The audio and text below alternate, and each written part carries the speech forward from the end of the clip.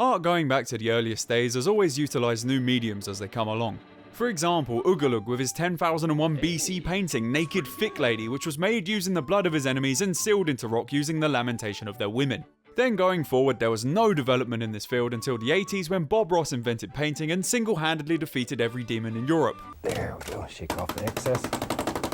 And just beat the devil out of it. I need an anime now that's just Bob Ross going around being a demon hunter in a medieval period. What the hell was I talking about again? Right, art, that's what I was going to go on about. So art has always used different mediums. After the cave walls we had canvas, and then we had sculptures, and much later on film would become an outlet for people's creativity. And much like the derision video games get from the art intelligentsia now, film got this treatment back in the day, with people saying it was causing violence and indecency in the people that were consuming films. Films where a man in toilet paper slowly chased people. I mean, for God's sake, they even had a whole movie where the guy was just not there for the whole film. You had to have an imagination back in the 30s. But I bet all of this hysteria for a new art form is reminding you of something. Yes, that's right, the hysteria about video games causing violence and devil worship in the 80s and 90s. Time is but a snake sucking itself off for eternity. It started with them trying to get video games regulated out of existence for stuff like Mortal Kombat and Night Trap. Then later in the 2000s, you had people like Jack Thompson trying to get things like Grand Theft Auto banned. I mean, in this time you had Australia going full authoritarian and straight up blocking games from getting released. Famously, Roger Ebert said on video games, "To my knowledge, no one in or out of the field has ever been able to cite a game worthy of comparison with the great dramatists, poets, filmmakers and novelists and composers. Has bro ever played Rise of the Robots? Best game ever made, innit?" But there was one game that released within old Ebby's lifetime, only his best friends get to call him that by the way, that I think would have made him reconsider that opinion. And that game is of course LSD Dream Emulator, made by the Japanese mad lad Osamu Sato.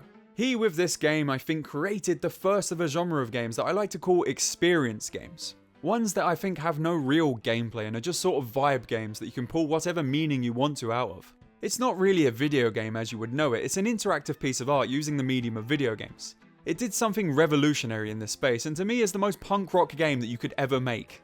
What makes it all the more interesting is that Osamu Sato didn't even like video games. Has all of this piqued your interest? God, I'm good at waffling in an intro. If nobody's gonna clap for you, clap for yourself. Osamu Sato was born in 1960 in Kyoto, which was the time Japan was on the crest of its rise to the world stage. It was modernising and getting ready to go into the era known as the economic miracle. At the time they were building stuff like bullet trains that made everyone's imaginations in the West see Japan as this cyberpunk future country. But in Kyoto, Sato was insulated from all of this because it's a city steeped in temples and traditional Japanese culture. His father was a photographer and was in with all the local art scene, so growing up he was surrounded by artists. So a lot of this time around people like that had a big influence on Sato's life as he started painting and doing his own art very early on.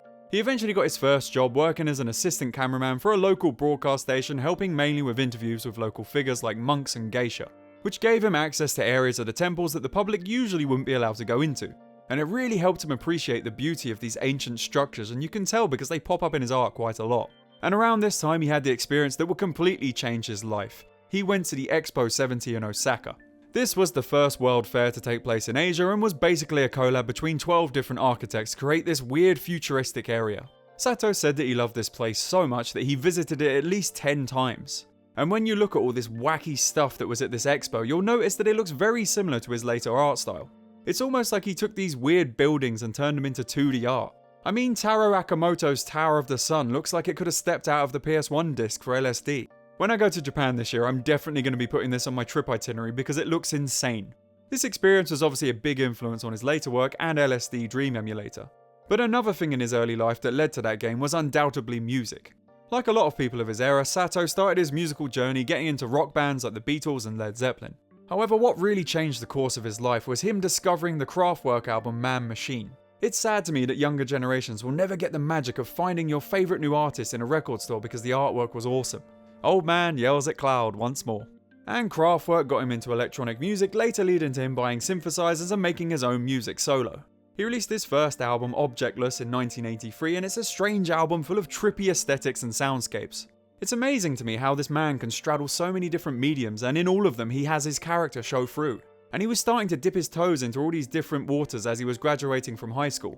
He was intending to go to college but failed his entrance exam, so decided to hop around America for a while. This was kind of prompted by his love of music, and he spent a lot of time going to gigs in New York. Eventually he returned to Japan and managed to finish his studies and graduate and get a job in an advertising agency doing graphic art design for them, which allowed him to save up the money that he could use to fund his various artistic pursuits.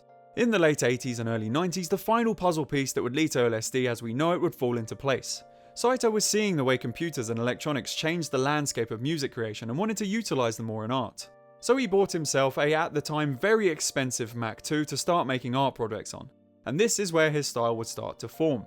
He did 2 exhibitions in the early 90s, one called Alphabetical Sexual Thing I Can't Say on YouTube, and one called Anonymous Animals. And these 2 projects had that style that he would take into his later foray into video games. All the pieces were now in place. He was seeing all the games that were coming out at the time and starting to think maybe video games could be a good medium to make art in. The first game he saw that really made him want to try his hand at it was Myst, because he thought it would help get his name out there a bit. As Saito said in many interviews, he doesn't play video games, and I quote, "I never thought games were cool. They seemed really nerdy to me, so I never played them. You're a virgin. You've never had sex with a person." My man just iced us all in a single sentence like an absolute savage. His first game was basically his interpretation of Myst, and it was called Eastern Mind: The Lost Souls of Tong Nu. And like all his games, it's a weird game where you traverse through these weird and trippy landscapes and communicate with these strange Saito beings. I think that should become the term for these guys, kind of like how David Cronenberg has that style of monster named after him. The game was based on all kinds of Eastern religions and philosophies and is about the process of dying and being reborn. And the game is actually available on the internet for free and might have to be the subject for a future video at some point. The game, unlike LSD, got released outside of Japan at the time, becoming a little bit of a cult hit. With the buzz he managed to get from releasing this game, it gave him the clout to ask Sony if he could just make a game for their new PS1 console. Obviously he didn't like games, but thought it would be an interesting thing to make art on and saw it as the only option, because he saw the competition of Nintendo and Sega having too much of a kid's toy image around them. Osamu teamed up with Asmik Ace Entertainment to help him bring his strange idea into reality. He got the idea of the project from playing a racing game on a PS1 to try out this new fad for himself, and he ended up getting annoyed because he was awful at the game and kept crashing into all the walls. And this experience made him think, what if there was a game for people that aren't any good at video games? And what if there was a game where you just explored and instead of crashing into walls, you go through them when you touch them? There, LSD was born. A lot of the concept for this game was pulled from a dream diary kept by one of the employees of Asmik Ace Entertainment for over 10 years. The diary actually later got released on its own, and it's amazing to think that it was based on this and not drug trips. The LSD part of the title was more of a thing to try and grab your attention and maybe stir up some controversy. But honestly, when you play it, you would think it is actually based on drug trips because it's insane. It's the kind of game you can play and it will actually make you feel like you're tripping off your head. I've made multiple people play this game over the years to see their reaction, and they all got completely zonked out by it. One friend going as far to say on his drive back from my house, he was literally seeing things the whole way home. I think what helps this feeling is the music that Saito composed all himself for this game that just frizzles your brain.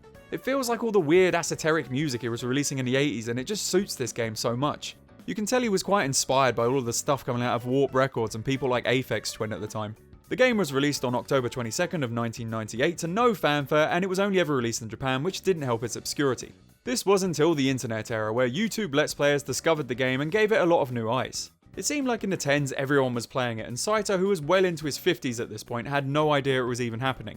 He was out of the video game making sphere after 2000 and just moved on to make more art and music. The first time he got any wind of this happening was in 2010 when he was holding an art exhibition, and loads of people in their teens and 20s were turning up to see his art because of the publicity LSD was getting. He released a new album around this time, and the buzz was so hot around him that the album went to number 4 in the Amazon electronic charts. He seems more amused than anything about the success it found on the internet, but he seems pretty happy with it.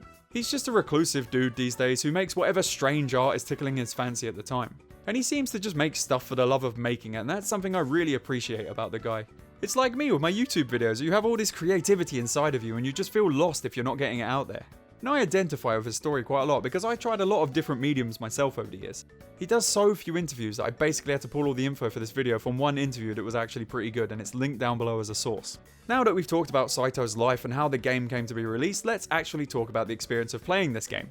Oh wait, Saito wouldn't like it if I called it a game. Let's call it an adventure that I, a sharp-dressed goblin, shall be your guide through. Welcome to the world of tomorrow!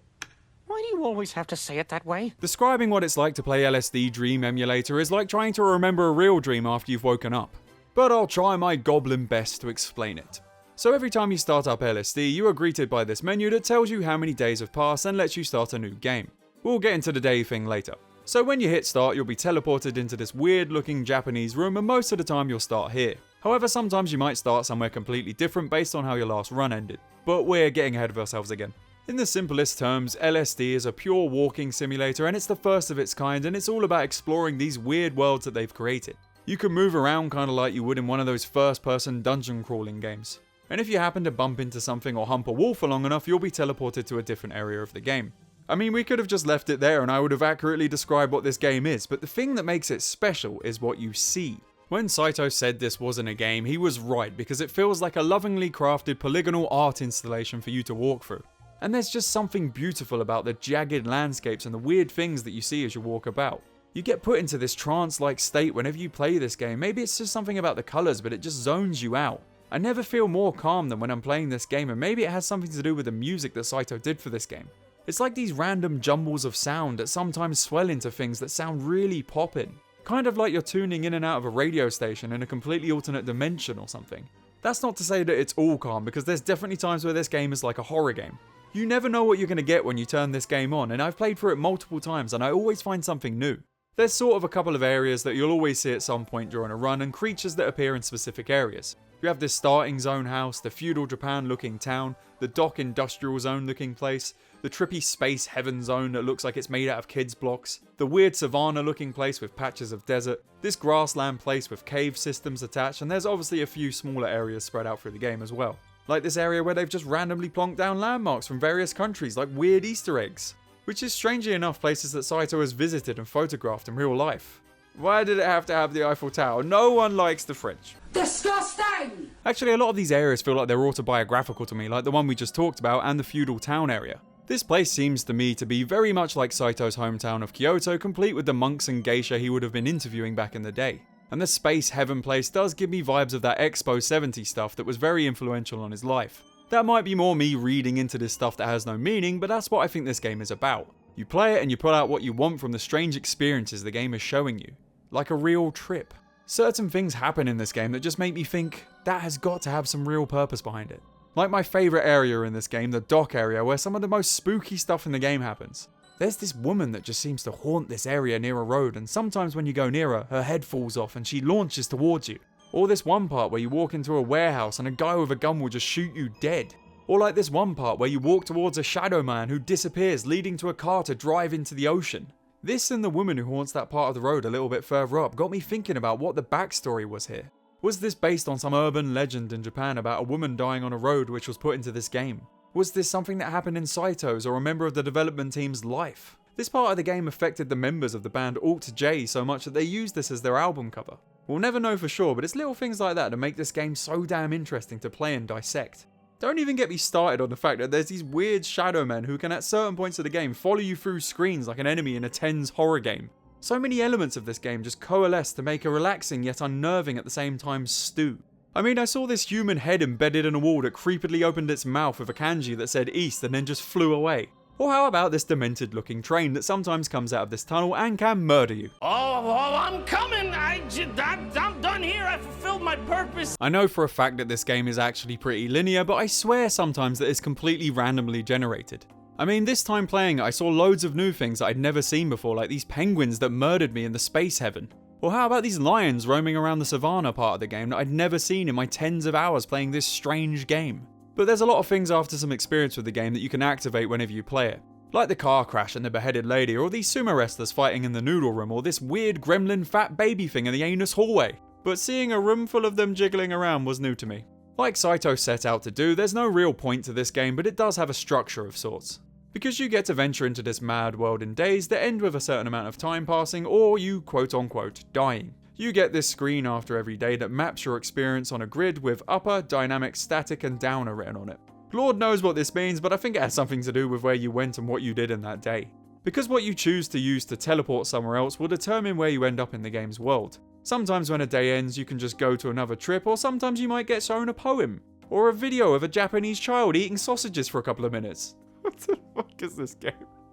I've honestly never seen this one. You never know what you're going to get in this game, and the more trips you do, the more crazy it gets. As the day tracker skips up and up, the textures in the world will change and get more distorted. I honestly wonder what might happen if you played this game every day for a year and got the counter crazy high. might be a video idea to do at some point. It's a endlessly fascinating game to me because it's the first game that really tried to make pure art using video games as the canvas. And there's just something magic about what they try to achieve with this game. It just feels like pure untapped creativity. None of it had to make any sense or have any reason behind it, they just came up with interesting things and plonked them in this bizarre world. With Osamu Sato being the mad Willy Wonka of this game, pulling the strings and sewing the whole thing together. It just oozes with his own personal style, and it's the type of experience I recommend that everyone tries at least once. It's a game, and it's a piece of art, and it's whatever you want it to be if you look at it close enough. I recommend just sitting down on a nice chill evening and exploring this game in the dark like you're a kid out in the forest again. And much like a forest, it can be dark and scary sometimes, but you're always going to get something interesting out of it. And the thing I recommend the most of all is to make your unsuspecting friends play this game and see their reactions. Because some of the most interesting conversations I've had around gaming and life have come from musings on this game. Saito might have not liked video games, but with this game he proved that video games are art and that you can make art out of the medium of video games.